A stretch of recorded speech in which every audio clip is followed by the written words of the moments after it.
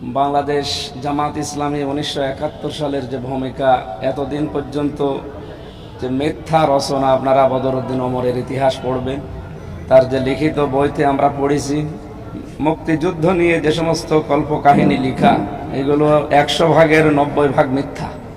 সুতরাং জামাত ইসলামী বাংলাদেশ ওই সময় যুদ্ধের বিরুদ্ধে ছিল না, তারা ছিল ভারতের বিরুদ্ধে। আমরা এইটা এখন জানছি, এতদিন আমাদেরকে এই সত্যটা জানতে দেওয়া হয়নি। সুতরাং আজকের এই বিজয় র্যালি এই কারণেই যে আমরা 1971 সালে এই দেশের স্বাধীনতার পক্ষে, তো ভারতের যে আগ্রাসন এর বিরুদ্ধে ছিলাম, এ কারণে আমাদেরকে এরা বিরোধী বানিয়ে রেখেছে।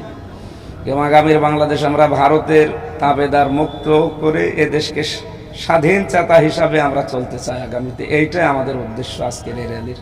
এবং আগামীতে বাংলাদেশ ঐক্যবদ্ধ থাকবে ইনশাআল্লাহ।